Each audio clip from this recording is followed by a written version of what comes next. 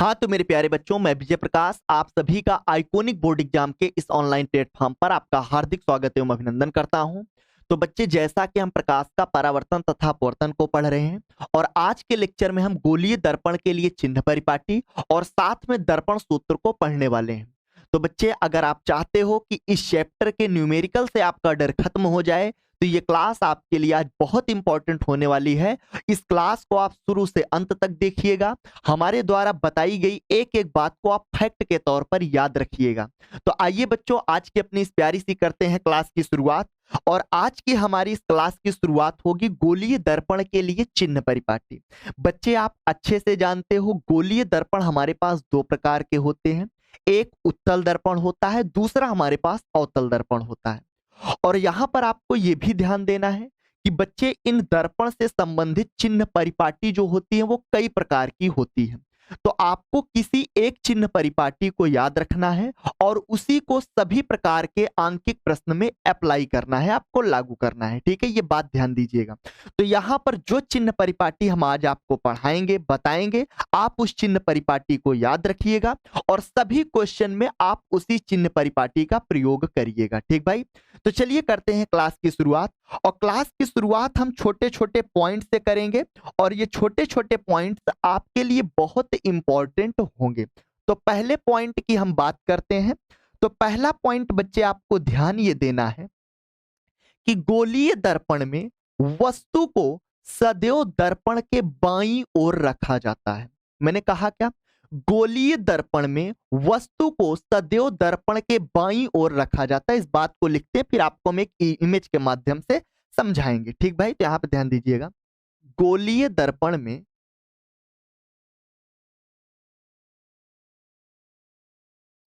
गोलीय दर्पण में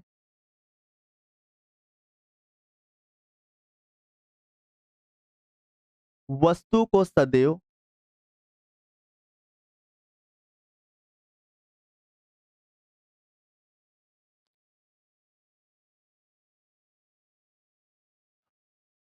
दर्पण के बाईं ओर रखा जाता है।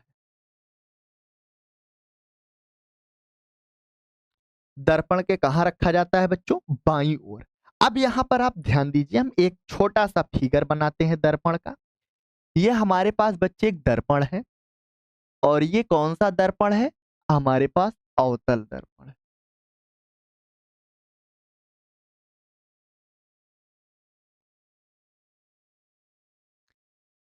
ये दर्पण का मुख्य अक्ष है।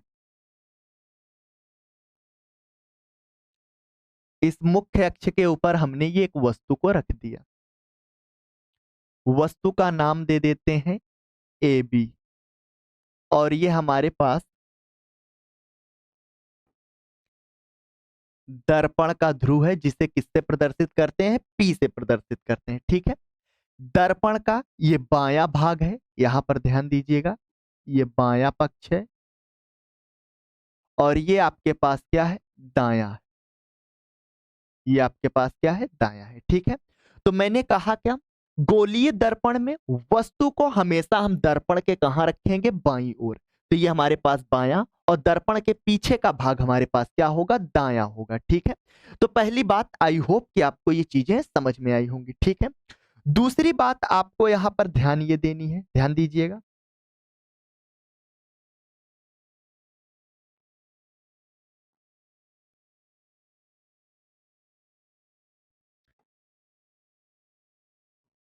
दूसरा पॉइंट आपको क्या ध्यान देना है? दर्पण में बच्चे जितनी भी दूरियों का हम मापन करेंगे, वे सभी दूरियां इस दर्पण के ध्रुव के साथ मापी जाती हैं। जितनी भी दूरियों का हम मापन करेंगे दर्पण में, वो सभी दूरियां इस दर्पण के ध्रुव से मापते हैं। ठीक है, इस बात को लिखते हैं। गोलीय दर्पण में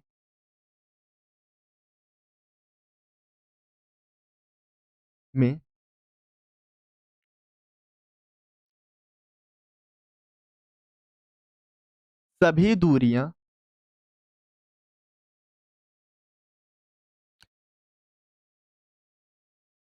दर्पण के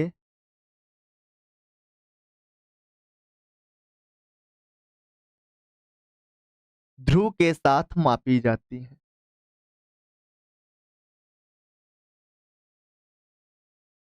मापी जाती है, ठीक। सभी दूरियों का मापन हम दर्पण के कहां से करेंगे? ध्रुव से करेंगे, ठीक भाई। चलिए आगे बढ़ते हैं अगले पॉइंट की तरफ। अगला पॉइंट अब आपके लिए बहुत इंपॉर्टेंट होने वाला है भाई, ध्यान दीजिएगा। अगले पॉइंट की बात करते हैं। दर्पण के बाईं ओर की सभी दूरियां ऋणात्मक चिन्ह के साथ लेंगे। मैंने कहा क्या? दर्पण के बाईं तरफ की सभी दूरियां ऋणात्मक चिन्ह के साथ लेंगे व दर्पण के दाईं तरफ यानी दर्पण के पीछे की सभी दूरियां धनात्मक चिन्ह के साथ लेंगे। आई होप ये चीजें आपको क्लियर हुई होंगी। बच्चे ये दर्पण हमारे पास यहां पर ध्यान दीजिएगा, ये हमारे पास अवतल दर्पण है। अवतल दर्पण, ये अवतल दर्पण और उत्तल दर्पण दोनों के लिए ये चीज लागू होती है, ठीक है। तो बाईं तरफ की सभी दूरियां ऋणात्मक चिन्ह के साथ, दाईं तरफ की सभी दूरियां धनात्मक चिन्ह के साथ। तो यहां पर इस बात को लिखते हैं, ध्यान दीजिएगा।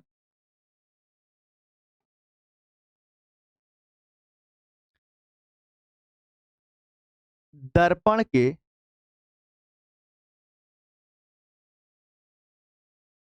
बाईं ओर की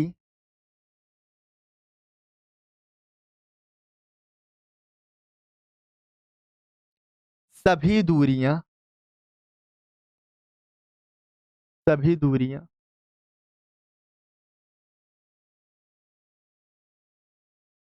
ऋणात्मक चिन्ह व व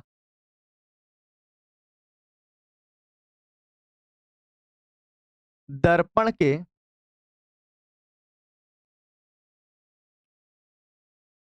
दाईं ओर की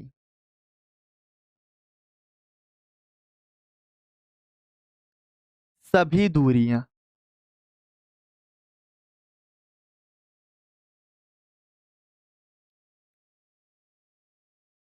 धनात्मक चिन्ह के साथ लेंगे।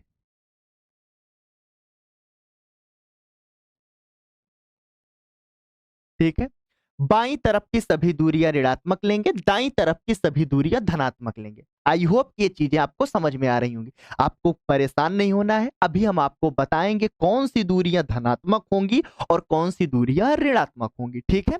चलिए अगले पॉइंट की तरफ बढ़ते हैं। अगला पॉइंट आपको यहां पर ध्यान देना है।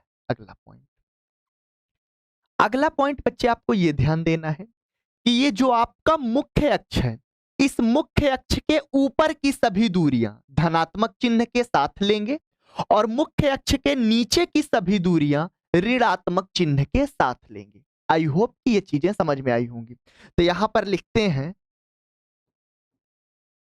मुख्य अक्ष के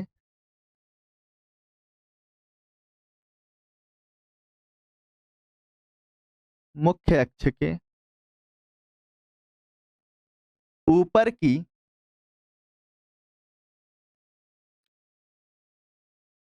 सभी दूरियां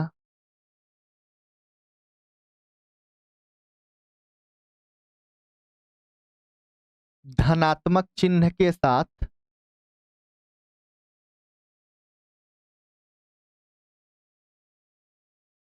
व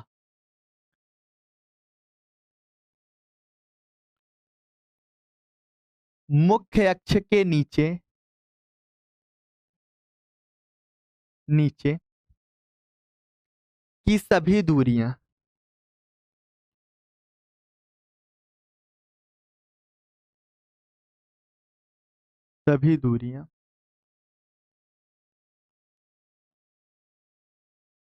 ऋणात्मक चिन्ह के साथ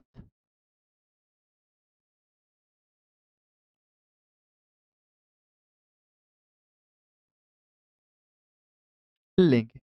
ऊपर की सभी दूरियां पॉजिटिव और नीचे की सभी दूरियां क्या होंगी? निगेटिव, ठीक है। चलिए आगे बढ़ते हैं और अगला पॉइंट अब आपको ध्यान देना है।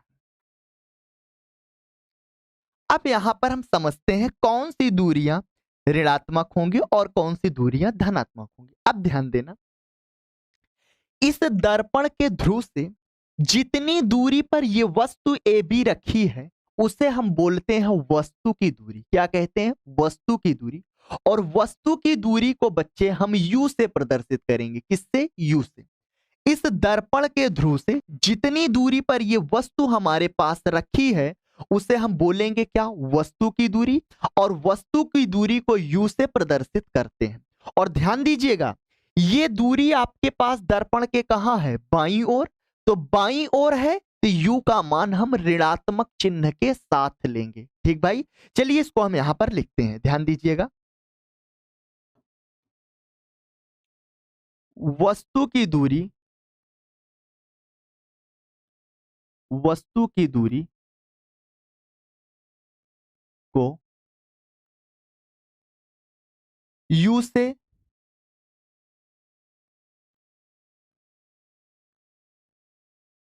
प्रदर्शित करते हैं, यू से प्रदर्शित करते हैं और इसे सदैव ऋणात्मक चिन्ह के साथ लेंगे। और इसे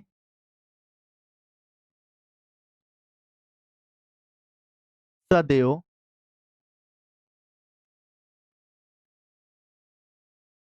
ऋणात्मक चिन्ह के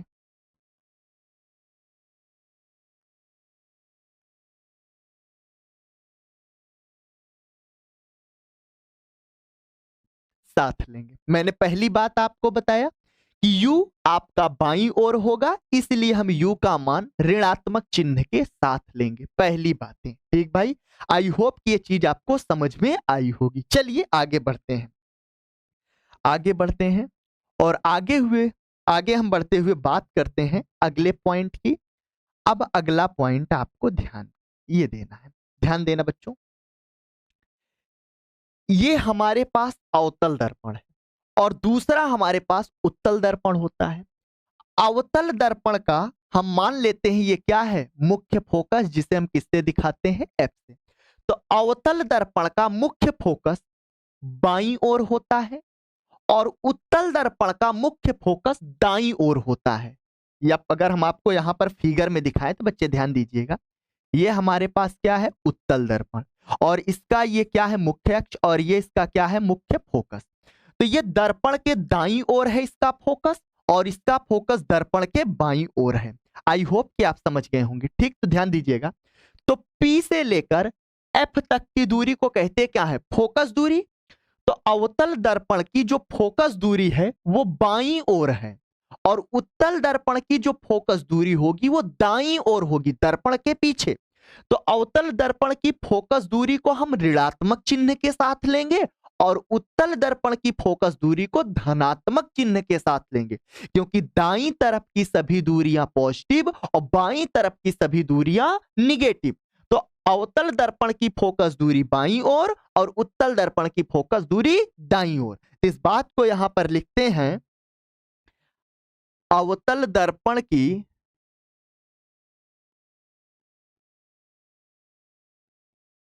अवतल दर्पण की फोकस दूरी को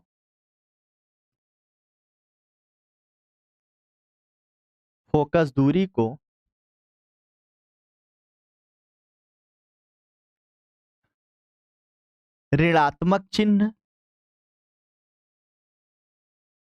व उत्तल दर्पण की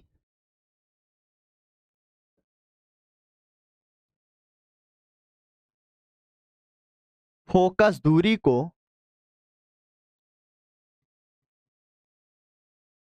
दूरी को धनात्मक चिन्ह के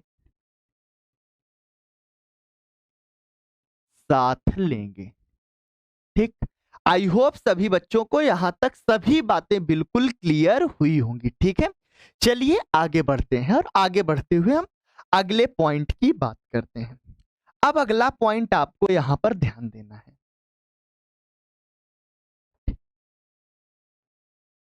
बच्चे हमने अभी आपको बताया कि मुख्य अक्ष के ऊपर की सभी दूरियां धनात्मक और मुख्य अक्ष के नीचे की सभी दूरियां क्या होंगी, ऋणात्मक। तो वस्तु हमारे पास मुख्य अक्ष के कहां रखी जाती है, ऊपर। तो वस्तु की जो लंबाई होगी उसे हम सदैव क्या लेंगे, धनात्मक चिन्ह के साथ लेंगे। यहां पर ध्यान दीजिएगा, अगला पॉइंट, वस्तु की लंबाई, वस्तु की लंबाई को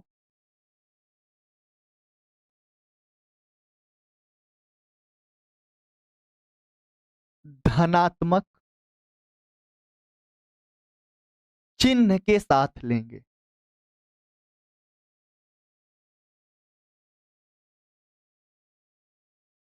चिन्ह के साथ लेंगे।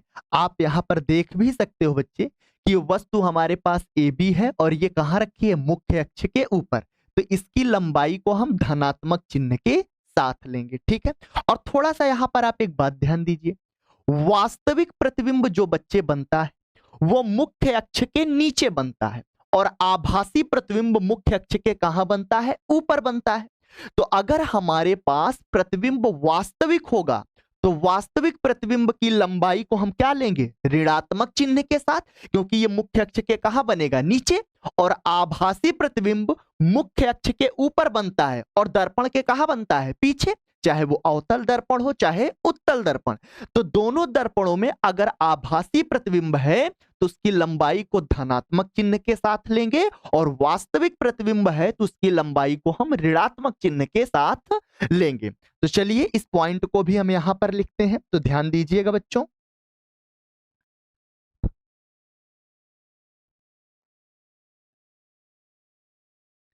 यदि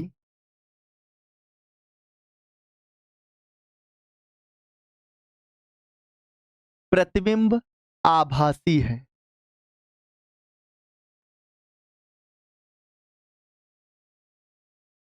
आभासी है, तब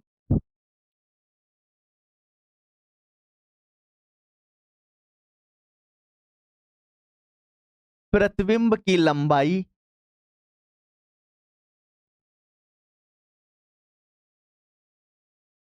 धनात्मक चिन्ह के साथ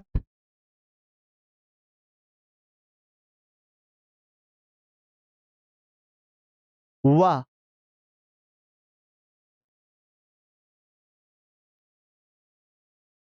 प्रतिबिंब वास्तविक है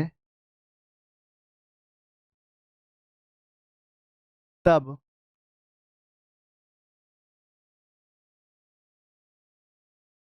प्रतिबिंब की लंबाई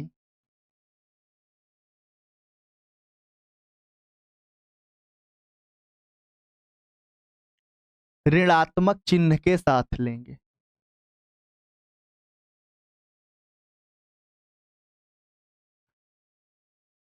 ऋणात्मक चिन्ह के साथ लेते हैं या लेंगे, लेंगे, ठीक है। तो यहां तक भाई आपको सारी बातें बिल्कुल क्लियर हुई होंगी, ठीक है। अगर हमारे पास प्रतिबिंब वास्तविक है तो मुख्य अक्ष के नीचे होगा ऋणात्मक चिन्ह के साथ, आभासी है तो मुख्य अक्ष के ऊपर होगा धनात्मक चिन्ह के साथ लेंगे। चलिए आगे बढ़ते हैं और आगे बढ़ते हुए अगले पॉइंट की हम बात करते हैं। अगली बात आपको यहां पर ध्यान ये देनी है बच्चों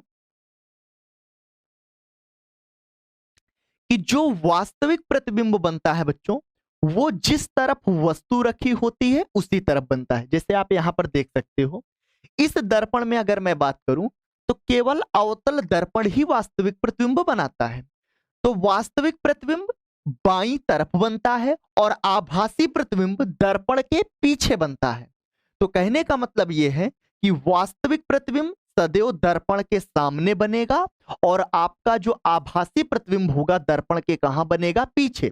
दर्पण के सामने का मतलब बाईं ओर और दर्पण के पीछे का मतलब दाईं ओर।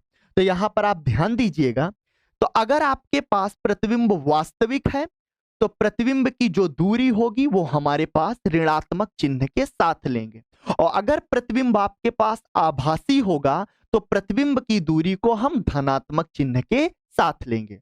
और यहां पर ध्यान ये देना है कि प्रतिबिंब की दूरी को बच्चे v से प्रदर्शित करते हैं। जिस तरह से हमने आपको बताया कि वस्तु की दूरी को u से प्रदर्शित करेंगे, उसी प्रकार प्रतिबिंब की दूरी को हम v से प्रदर्शित करते हैं। तो यहां पर लिखिएगा, प्रतिबिंब की दूरी को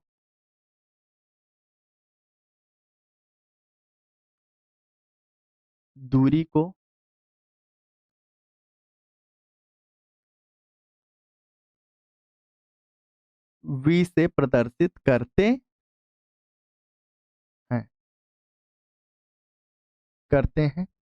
अब इसी में यहां आगे लिखिएगा, यदि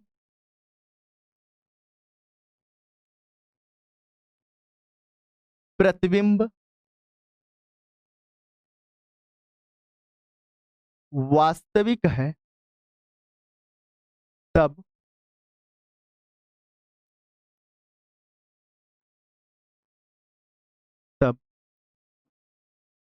प्रतिबिंब की दूरी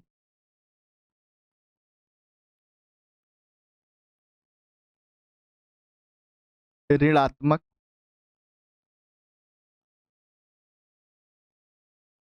चिन्ह के साथ लेंगे।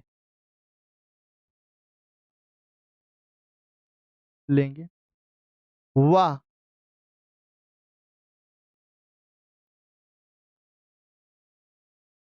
प्रतिबिंब आभासी है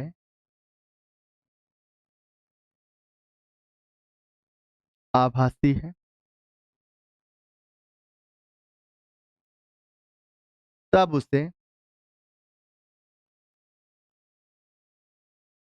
धनात्मक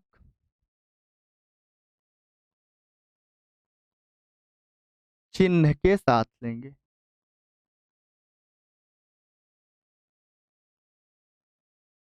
आई होप कि यहां तक आपको सभी बातें बिल्कुल क्लियर हुई होंगी। प्रतिबिंब आपके पास वास्तविक है तो बाईं ओर बनेगा, वो आभासी है तो दाईं तरफ बनेगा। ठीक है, तो ये हमारे पास ये कुछ चिन्ह परिपाटी के मोस्ट इंपॉर्टेंट पॉइंट थे। इन सभी पॉइंट को आप याद रखेंगे। आप इनका स्क्रीनशॉट ले लीजिए, एक बार इनको आप अच्छे से पढ़िए, 2 बार पढ़िए, 3 बार पढ़िए, आपको बहुत अच्छे से ये सारे पॉइंट्स आपके क्लियर हो जाएंगे। ठीक है, चलिए पर आगे बढ़ते हैं, और आगे बढ़ते हुए हम बच्चे बात करेंगे दर्पण सूत्र की।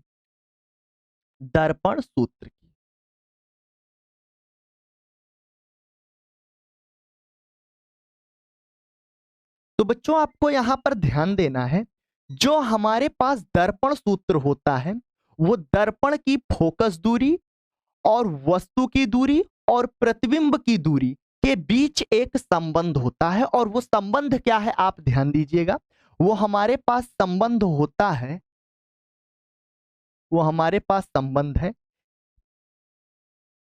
1/f=1/v और +1 क्या होता है, u होता है। बच्चे इसी को हम कहते क्या है, दर्पण सूत्र। क्या कहते हैं, दर्पण सूत्र। ये हमारे पास क्या है, दर्पण सूत्र। आप इसको याद रखेंगे। यफ क्या है, फोकस दूरी, यहां पर हम इसको दिखा देते हैं। एफ हमारे पास क्या है,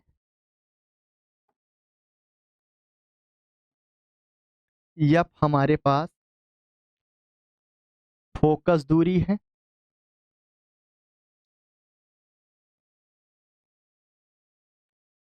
यू हमारे पास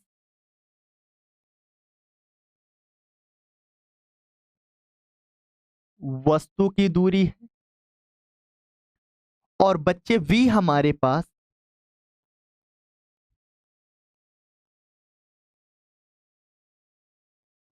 प्रतिबिंब की दूरी है।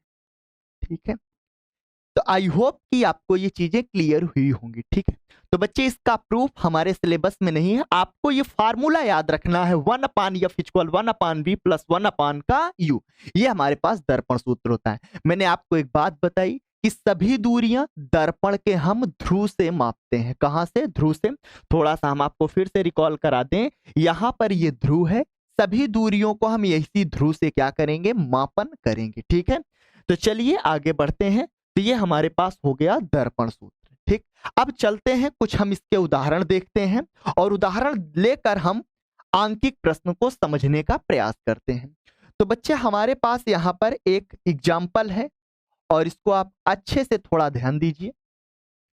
एक अवतल दर्पण की वक्रता त्रिज्या 20 सेंटीमीटर है। कोई वस्तु अवतल दर्पण से 15 सेमी की दूरी पर रखी है।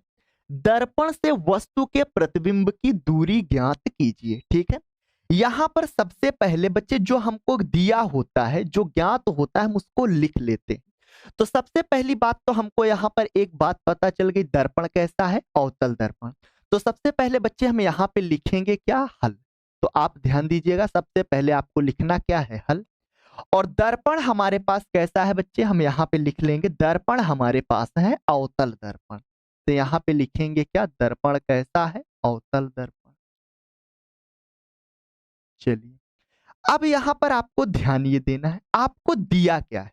वक्रता त्रिज्या 20 सेंटीमीटर दे रखा है। बच्चे वक्रता त्रिज्या को आप आर से प्रदर्शित करते हो। मैंने आपको पिछली क्लासेस में ये चीजें पढ़ाई है कि वक्रता त्रिज्या और फोकस दूरी में हमने आपको एक संबंध बताया था, याद होगा आपको। एफ इक्वल हमने बताया था आर बाई क्या? 2।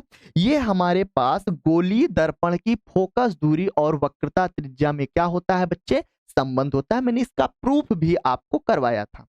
तो यहां पर आप ध्यान देना, आपको वक्रता त्रिज्या यानी आर का मान आपको दे रखा है। आर का मान आपको दे रखा है। आर का मान आपको दे रखा है। कितना दे रखा है? 20 सेंटीमीटर। आप इसको लिख लेंगे 20 सेंटीमीटर। ठीक, फिर कह रहा है कोई वस्तु अवतल दर्पण से 15 सेमी की दूरी पे रखी है। यानी दर्पण के ध्रुव से 15 सेमी की दूरी पर क्या रखी है? वस्तु रखी है। इसका मतलब ये वस्तु की दूरी आपको दे रखा है 15 सेंटीमीटर और वस्तु की दूरी को आप यू से प्रदर्शित करते हो, यानी यू का मान आपको दे रखा है। तो आप यहां पर लिखोगे यू बराबर आपको कितना दिया है? 15 सेंटीमीटर। आई होप कि आप चीजों को समझ रहे होंगे। ठीक है, तो यू 15 सेंटीमीटर दिया है।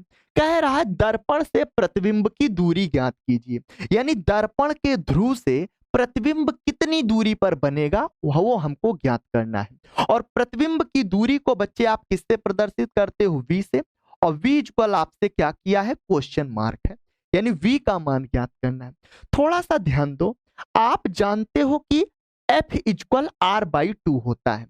अगर हमें यफ का मान पता चल जाए, यू आपको दिया है, हम दर्पण सूत्र लगाकर वी का मान ज्ञात कर सकते हैं। तो यहां पर आप लिखोगे बच्चे, आप जानते हो कि एफ इक्वल आप जानते हो आर बटे क्या होता है? 2। तो यफ का मान आप निकालोगे, आर का मान कितना है? 20। तो यहां पे रखोगे 20, 20 बटे 2। 2 से आप इसको भाग दोगे, कितना आ जाएगा? 10। तो यहां से निकल कर आया एफ बराबर 10 सेंटीमीटर। कितना आ जाएगा? 10 सेंटीमीटर। ठीक है, तो आई होप कि ये चीजें समझ में आ गई होंगी। तो यफ का मान हमारे पास कितना हो गया?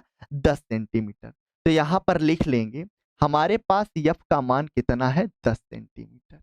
अब आप हमको ये बताइए दर्पण कैसा है? अवतल दर्पण। अवतल दर्पण के लिए मैंने आपको बताया कि फोकस दूरी यफ का मान हम ऋणात्मक चिन्ह के साथ लेंगे, क्योंकि अवतल दर्पण की फोकस दूरी बाईं ओर होती है। ठीक है, तो यफ का मान 10 आया है और इसे हम -10 ले लेंगे चिन्ह के साथ। तो माइनस का ये क्या बन गया? 10 सेंटीमीटर। ये बात आप ध्यान देंगे। ठीक, अब आपको हमने बताया कि वस्तु हमेशा दर्पण के बाईं ओर रखी जाती है। तो u का मान जो 15 सेंटीमीटर है, इसको हम ऋणात्मक चिन्ह के साथ लेंगे। तो ये हमारे पास बन जाएगा, यहां पर आप ध्यान दीजिएगा, ये हमारे पास हो जाएगा -15 सेंटीमीटर। -15 सेंटीमीटर। तो यफ का मान भी मैंने चिन्ह के साथ ले लिया, यू का मान भी मैंने चिन्ह के साथ ले लिया। अब हमें वी का मान ज्ञात करना है। अब यहां पर हम लगा क्या देंगे भाई? दर्पण सूत्र। तो यहां पर आप लिखिएगा दर्पण सूत्र। दर्पण और अभी अभी मैंने आपको लास्ट स्लाइड पे बताया दर्पण सूत्र होता है 1/f बराबर 1/v और प्लस का 1 क्या होता है, u होता है। तो u का मान पता है, f का मान पता है, उठा के हम इसी फार्मूले में क्या करते हैं भाई, रख देते हैं। चलो रखते हैं भैया।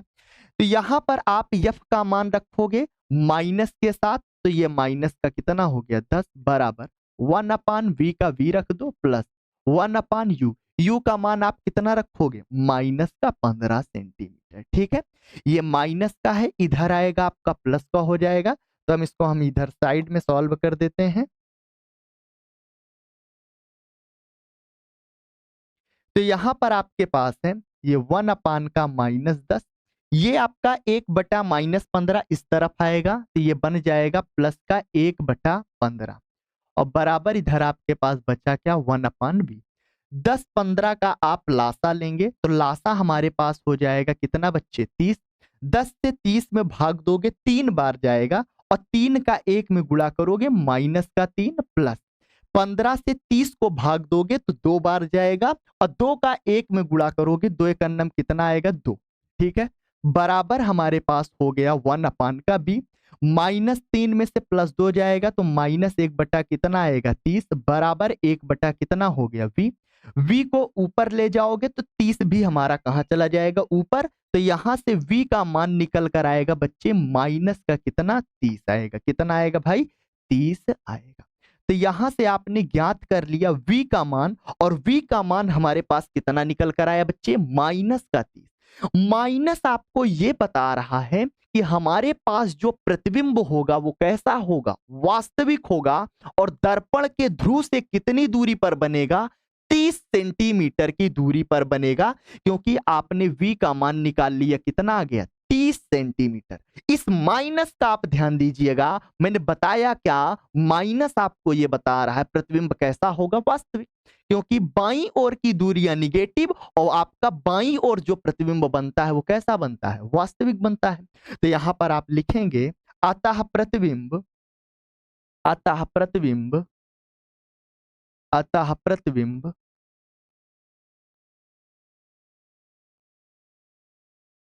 दर्पण से 30 सेमी की दूरी पर बनेगा। आई होप कि बच्चों ये प्रश्न आपको बहुत अच्छे से क्लियर हुआ होगा। ठीक है, चलिए एक और एग्जाम्पल की ओर आगे बढ़ते हैं और एक एग्जाम्पल और लेते हैं। ठीक भाई, चलिए आपके सामने यहां पर अगला एग्जाम्पल है, किसी वस्तु को एक अवतल दर्पण से कितनी दूरी पर रखा जाए। तो बच्चे सबसे पहले जिस दर्पण के बारे में आपसे बात कर रहा है उस दर्पण को यहां पर हम लिख लेंगे। तो आप यहां पर कौन से दर्पण की बात कर रहे हो, अवतल, तो यहां पर आप लिखोगे अवतल दर्पण। सबसे पहले अवतल दर्पण।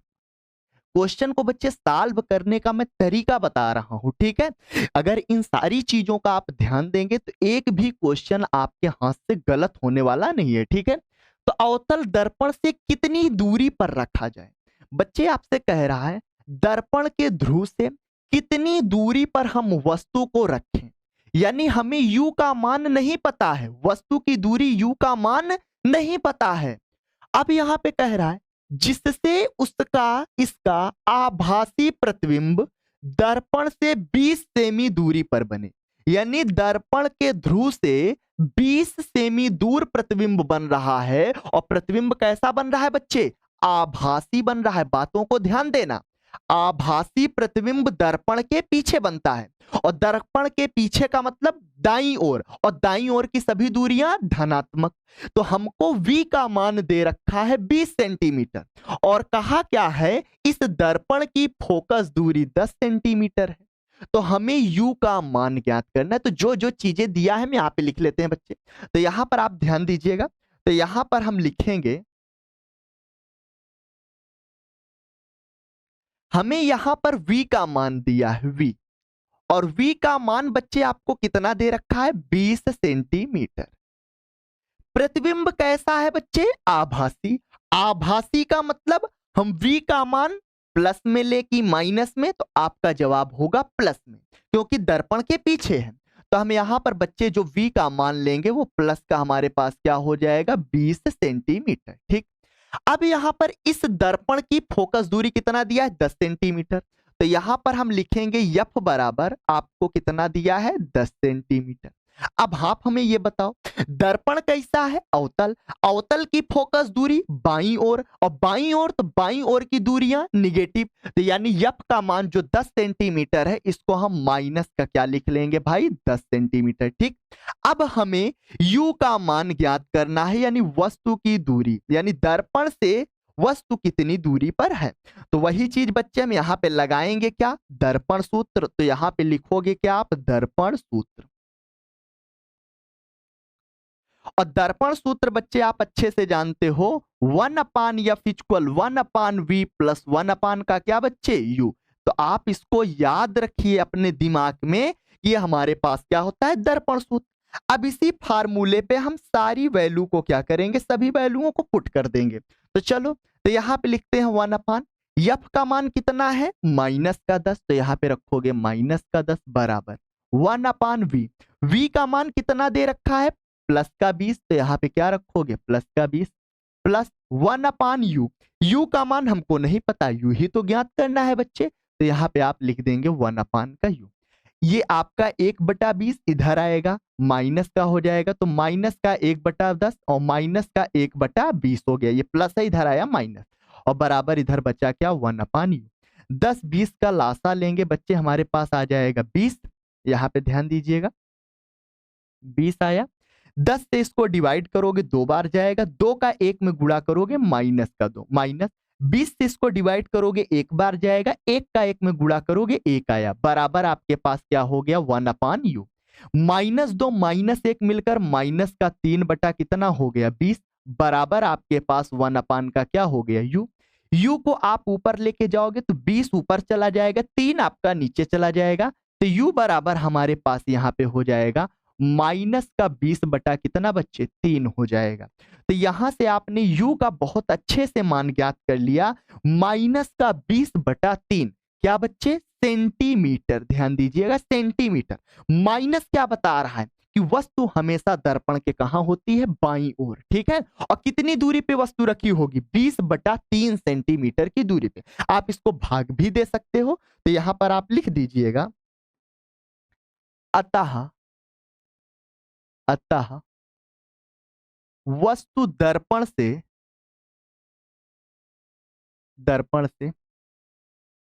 20/3 सेमी दूरी पर होगी। आई होप कि ये प्रश्न आपको अच्छे से क्लियर हुआ होगा। थोड़ा सा अगर इस क्वेश्चन को आप फील लेना चाहते हो तो बच्चे मैं आपको समझाता हूं। दर्पण की फोकस दूरी 10 सेमी दिया है और आप अच्छे से जानते हो कि अवतल दर्पण आभासी प्रतिबिंब कब बनाता है जब वस्तु को फोकस दूरी और ध्रुव के बीच रखते हैं। तो इसका मतलब वस्तु की जो दूरी होगी वो फोकस दूरी से कितनी होनी चाहिए कम। और आप देखो जब 3 से आप 20 में भाग दोगे तो ये 6 दशमलव कुछ करके आएगा, 6.66 करके आएगा। और ध्यान दो ये 6.6 10 से कम है, तभी तो आभासी प्रतिबिंब बनेगा। आई होप कि ये प्रश्न आपको अच्छे से क्लियर हुआ होगा। ठीक बच्चे, तो चलिए आज के लिए यहीं तक। तो आज हमने चिन्ह परिपाटी देख लिया, दर्पण सूत्र, और यहाँ पर मैंने 2 एग्जाम्पल के माध्यम से मैंने यहाँ पे फार्मूले को अच्छे से समझ लिया। तो चलो बच्चों मिलते हैं आपसे अगली क्लास में, तब तक के लिए धन्यवाद।